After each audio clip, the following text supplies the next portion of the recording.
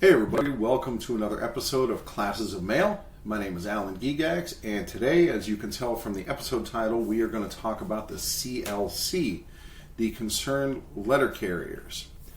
They are a slate of carriers who are running for union positions in the next national election and in some regional elections and probably even in some local elections.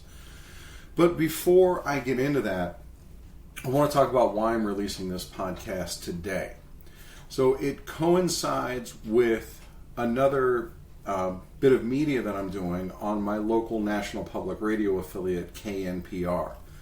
I'm an occasional guest on there, and I almost always talk about hiking, but I'd been talking to their segment producer about my podcast, and he decided that he wanted to have me on to do a segment about the podcast. And so that podcast will drop today. I'm recording this episode on Monday, July 8th, 2024, and the episode will drop on July 10th, Wednesday. And that's also when my segment on NPR will air, Wednesday, July 10th, even though I'm recording it on July 9th. It's like, dude, podcasting is like time travel. It's madness. So anyway, this podcast has really opened up some cool opportunities for me. I've gotten feedback from people all around the country, which is fantastic. I just talked to a carrier today from California who is trying to get an ice machine at his station, like the carriers at my station banded together and got one. And so we talked about that, and that was really cool. But one of the coolest people I got the chance to talk to was James Henry. He actually called me about a week and a half ago, or just over a week ago, and it was pretty awesome. So let's get into it. Let's talk about first, I'm going to talk about James Henry. He is the person who heads the CLC ticket. He will be running for president as a concerned letter carrier. But the CLC is not just James Henry. If it's just anybody, it's probably Corey Walton more than anything else, because he's kind of been this emotional spearhead of this movement. But let's talk about what, aside from James Henry, what the CLC is. So it has other notable members, including Corey Walton, as I just mentioned, and David Grosskopf. David Grosskopf, well, I'll talk about him in a minute, because it's more than just candidates, it's this larger movement. And that movement comes in two parts. So the first part is mainly a reaction to the failings of our current leadership. And the second part is a recognition of the systemic problems in the NALC. And then the platform addresses both of those problems. So first, let's talk about the failed leadership of Brian Renfro. Obviously, we all know about the delays in the contract. We're well over a year since the last contract expired. And even though that may be normal, that doesn't make it acceptable. And it's become normal over the last few contracts. But, you know, the no-shows that he had for negotiations in the beginning, he's no-showed at union functions, and that certainly can't be helping matters. And even more so, he's leaving the carriers in the dark, where there's a lack of substantive communication. You know, we're not getting the regular updates, or at least not meaningful updates when we do get them, that carriers want. Now, in fairness, I heard on the Bipartisan Buzz podcast that Renfro does hold meetings on WebEx with union presidents. The problem, of course, is that that's only a tiny fraction of his membership. And so how much... There goes Annie unmaking the bed again. All right, so you get to hear that in the background. The problem is how much of those meetings actually make its way down to the rank and file memberships. Well, if you look on Facebook at NALC Facebook groups, it's clear that very little of that is getting down to the rank and file union members. You know, we always have these same questions. What are we asking for in the new contract? When should we expect it to be done? What's the holdup? Stuff like that. And even if he is sharing this to this close circle or these union presidents, it's not getting passed along to the rest of the membership. And clearly he's willing to talk about it, because he talks about it to them. He talks about it to the post office when he's negotiating, but he won't pass it along to the rank and file member. And that's very frustrating. why would he only give that information to middlemen? What prevents him from giving that information to the rest of us? And of course, it's not just about the contract, but it's emblematic of what the real problem is. This lack of communication and this lack of leadership. So, among other things, he says that he has a contract in place that we could approve today. In fact, he's been saying that for months. But he won't tell us what it is. He won't tell us what's in that contract. He won't tell us how far away it is from what he actually wants. And he won't give us the information that we need to actually make an informed decision and say, hey, this contract actually seems pretty damn good. I think I'd rather just get this behind us and start working on it. Because, the contract is not just money, it's also working conditions. And if there are significant improvements to working conditions, then every day that contract gets delayed, it's a day that we work in inferior working conditions. So he won't tell us these things. And this secrecy leads to distrust. And at this point, there's enough distrust built up between his personal failings with his alcoholism, and, apparently he's gotten treatment for that, and that's great, but he let the union down. And so we have this distrust, and there's not really a good reason to trust him going forward. I don't see him doing the things to earn back that trust. So anyway, the list of complaints about Renfro can go on, but there's more to the CLC, the concerned letter carriers, than being anti-Renfro. So let's talk about some of the systemic problems that we're seeing with the NALC. From the top down, our union leadership is insular and unresponsive. It's very hard to get meaningful responses from leadership. It's hard to get access to leadership, and that's from the top down. You may remember in a previous podcast when I talked about calling national to find out about my grievance at the national level, and then my local union president told me that it was inappropriate for me to call national and that I should not do that again. That's what the NLC has become. And so, this is an issue. We have this huge backlog of grievances, and that's like the main function of our union, is to file and resolve these grievances. So at step B, we have 15,000 grievances waiting to be adjudicated. And at the arbitration level, we have 5,000 grievances just waiting to be arbitrated. Just as delayed is just as denied. And all these carriers, some of them, their careers are depending on these decisions, and they're just sitting, waiting. These numbers, by the way, come from the Concerned Letter Carriers website, concernedlettercarriers.com, and presumably the numbers come from Henry himself, and he would know what the numbers are. I mean, he is currently the vice president of our union. So it's up to leadership to set the tone. In the Bipartisan Buzz, the Colorado State Association of Letter Carriers podcast, the Colorado State president called on his branch presidents to set up lines of communication with the aim of reaching every member. And this idea that I see on Facebook again and again, and other places as well, Reddit, Instagram, Discord, wherever it is. Well, the 8 arbitration Discord is pretty good, in fairness. But anyway, this idea of the information is out there, you're just not looking hard enough, it has to change. We're blaming the victims here. If leadership has all of these tools for communicating with us, and that's what the Colorado State president was talking about. You have email chains, you have phone trees, you have text messages, you have your website, you have all these different ways that you can communicate with carriers. And so if carriers aren't getting the word, if they're not receiving the word, it's because leadership isn't putting out the word in ways that carriers have access to. And then they turn around and blame our carriers for being the ones in the dark. Leadership can turn on the lights and throw open the doors, but they don't. And that's where the CLC comes in, right? That's a big part of what the CLC is about. Because the CLC wants to do exactly that. They want to open the lines of communication and reestablish the idea that the union leadership is there to serve its members. And it's an easy talking point to say, yes, we serve our members. The current leadership probably says that, even though they don't appear to mean it. But there are specific policies in the platform for the CLC that accomplish it. So in just a minute, we're going to get to those policies, but right now I want to talk about James Henry himself. He is the candidate for president on the CLC ticket. So on Sunday, June 30th, I had a 15-minute conversation with him.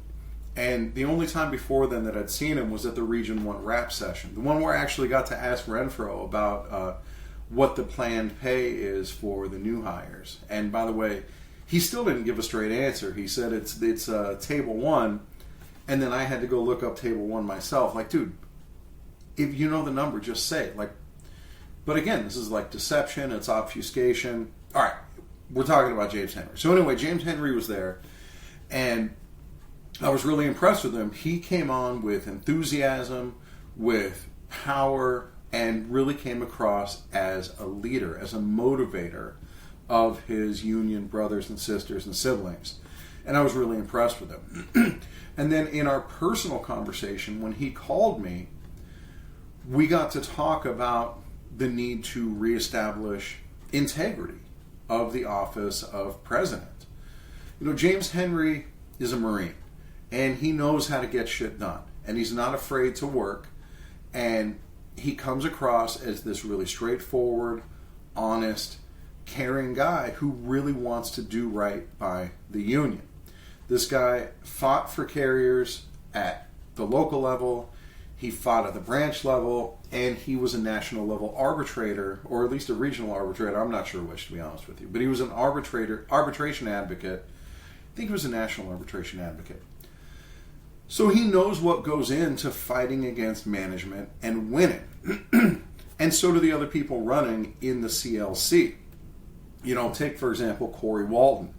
If you listen to my podcast, it's a pretty safe bet that you also listen to From A to Arbitration. If you don't, I highly recommend it. And there is no doubt of the kind of fight that is in that guy. He is so fired up to take care of his brothers and sisters, and that's the kind of fight we want in our union. At least that's the kind of fight I want in my union. I want my union stewards to be enthusiastic about going to bat against management and helping out their fellow carriers. I try to be that way as a union steward, and you know Corey Walton is that way. And then the other known candidate, I don't think he's announced a specific position, but David Grosskopf.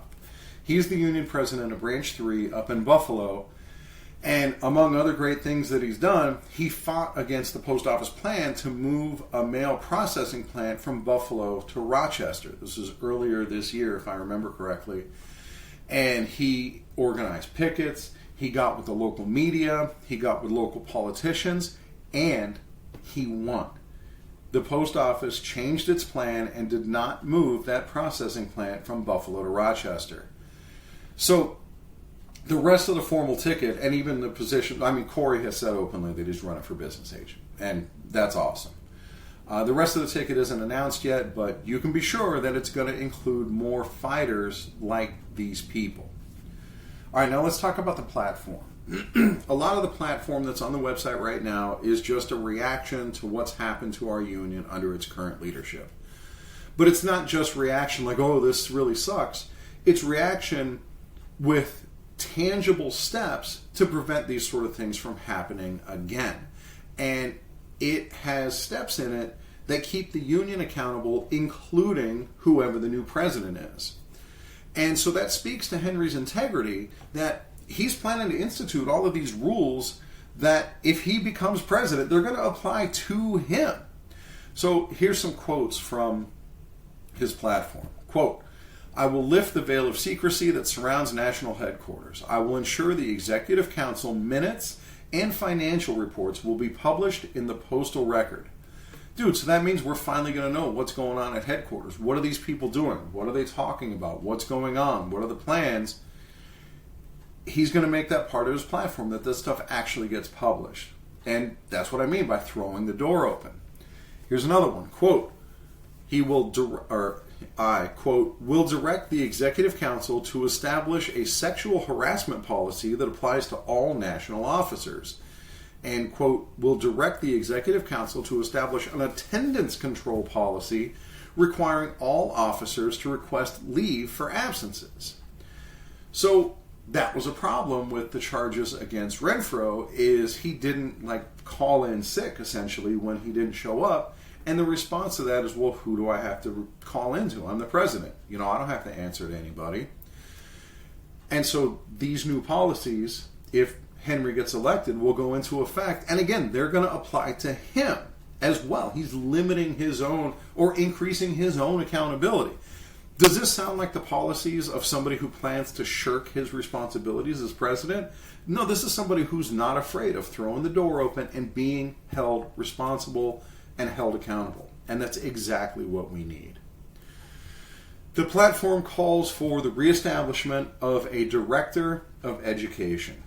And if you listen to this podcast, you know that's something that I am particularly passionate about. My heart is in teaching. I went to school to be a teacher. I want to continue teaching. And honestly, the idea of this education focus is how I got to talk to Henry in the first place. Because I realized, oh my gosh, I have a voice with this podcast. Maybe I can use that to reach more people and to really follow my passion within the union. And so I sent messages to David Grosskopf and to Corey Walton, because those are the ones that I have access to, saying, hey, I'm really interested in offering my services as a teacher, as an instructor, something like that, to the CLC. It's something that I'm really good at. It's something that I bring to the table. And if it can help the CLC, I want to be part of it. And Corey actually passed my information along to James Henry, and that's how I wound up getting the phone call, which was really cool. All right, so that's teaching, right? Already fantastic. Dude, please more of that. And Henry used to be an instructor. So he probably, he has a lot of that same passion. All right, there are specific plans to address hostile working environments, which is all too common at the post office. So here's another quote. Quote, we will create task forces of well-trained and aggressive advocates to intervene in those work sites with hostile work environments in order to eliminate the harassment, bullying, intimidation, and manipulation of letter carriers. The initial focus of these task forces will be to address environmental issues with every resource in the book. We will spread the net of responsibility as far and as wide as needed to uproot the enablers who permit abusive managers to remain on the workroom floor. Once that process is underway, we will focus on training local shop stewards and officers to aggressively engage every level of management until city letter carriers are treated with dignity and respect. Now, once again, this is a talking point, and yet anybody can say this, but nobody has been saying it, and that tells me something about who James Henry is and what the CLC is all about and what they plan to do to change the direction of this union. The platform of the CLC also calls for an organizing director who will rally public support for letter carriers and will train local leaders to do the same. So how great would it be to have leaders all around the country like David Grosskopf, people who know how to organize protests, how to use the media to our benefit, and really draw on that massive public support that we have that our current union leadership just doesn't seem interested in. Another platform, quote, I will refrain from modifying our contract by memos and advocate for new contract language when necessary. Furthermore, I will never, ever agree to any program or process that is non-grievable. Guys, the alternative dispute resolution process is fundamentally broken. I have my personal experience with it with the Carrier Academy. When I got kicked out of the Carrier Academy and there was no grievance that could be filed, I had to go through this alternative process. And it's the same with our route adjustments, with the TRAP, which recently, I guess, that we've stopped doing it. But it's this process that's built in that management has to just come to the table and be agreeable. And yes, sometimes they do that, but I'm not interested in putting my faith in management. And again, my experience with the Carrier Academy tells me that if they can get away with just not being cooperative, they will. So the platform specifically says, no, I'm not doing that anymore. The alternative dispute resolution process, if we can't agree with it, we don't want any part of it. The platform also specifically calls for a new route adjustment process. The M39 is Section 2 it's outdated, and TRAP gives management too much control, and there's no contractual checks on their decision, no grievance process. So we got to come up with something better, and that's what he's committed to. Now, once again, that's something that's easy to say. Yeah, we want to do something better. Of course, we all want something better. But again, oh, hold on, my screen just went dark. Yeah, boy. Well, I'm going to keep recording, and I guess we'll see if if it is in fact. Oh, good, it is still recording. Okay, that was a new one on me. All right, so anyway, getting back to the quotes. Quote, "We are opposed to any inference of a street standard for letter carriers. I am very confident that the NALC can come to an agreement that properly adjusts a letter carrier's assignment to as close to 8 hours as possible without giving away the store." And of course, by giving away the store, he's talking about not being able to grieve the results, and these memos that Corey talks about all the time on From A to Arbitration, where we get all of a sudden this 22-minute load time and the 60-minute office time, and all these crap parameters, they called them, that now management is using against carriers. So he directly calls that out in this platform point. Next, quote, "Escalating remedies for contract violations. Escalating remedies isn't a bad thing. Repeated and continual contract violations is a bad thing. The current administration has a genuine lack of empathy for the level of frustration within the rank and file caused by management's continual violation of work rules, including distribution of overtime, number of hours worked, and inappropriate and sometimes cruel behavior of management. The calculus is simple. Stop violating the contract or face ever-increasing remedies until upper management can find someone to run a station without violating the contract. If we are to improve working conditions, we need the tools in the contract that facilitate holding management accountable." Dude, amen. That is so true. What good is having a contract if management will just continue to violate it without consequence? Telling them to stop violating the contract is a waste of time, because they already know they're not supposed to violate the contract. Oh, really? We're supposed to abide by the contract? Oh, thanks for letting us know. Clearly, that's not enough to stop them. The contract alone should already be enough to stop them. So, this is the deal. They're going to start supporting these escalating remedies, which I think is fantastic.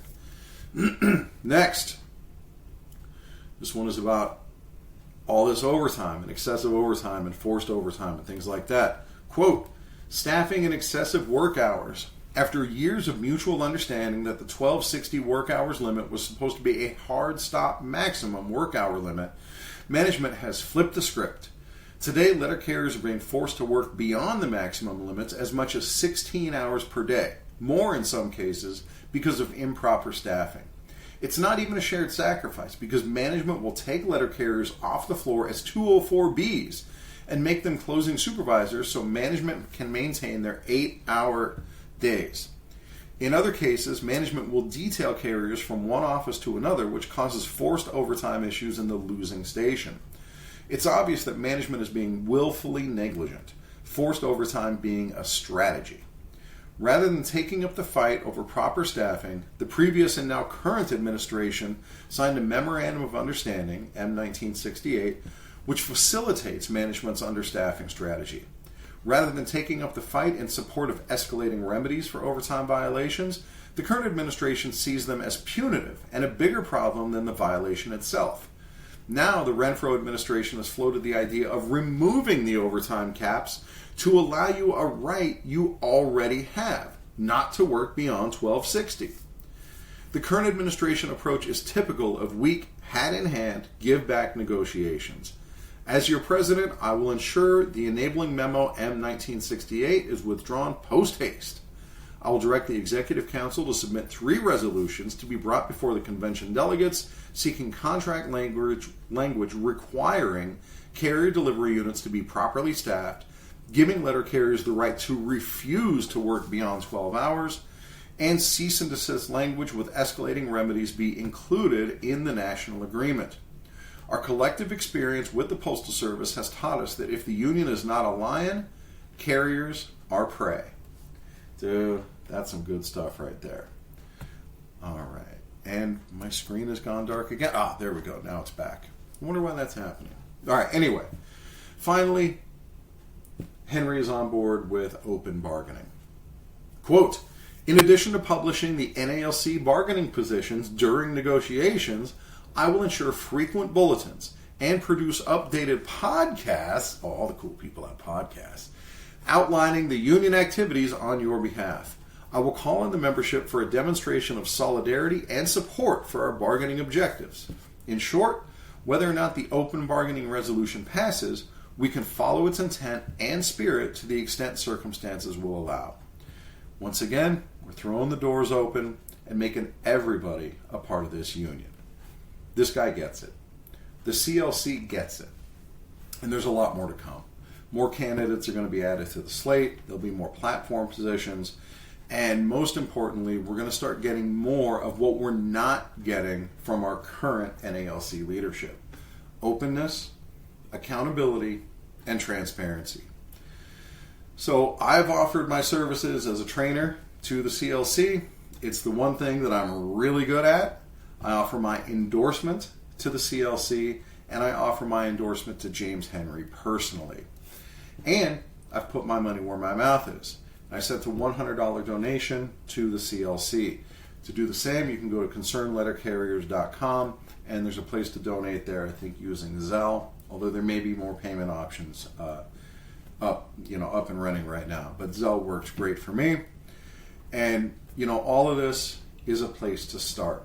This movement to bring the union back to its carriers, to hold our own leadership accountable, has to start somewhere, and this is where. So I hope you'll join me in this fight. It's our union. You and I. We run this union. We are the union. And it's time for our leadership to start acting like it. To learn more, to become part of the movement, go to concernedlettercarriers.com. And thank you guys for listening. Next episode, I'm going to go back to doing what I do best, and that is education. All right, guys, take care.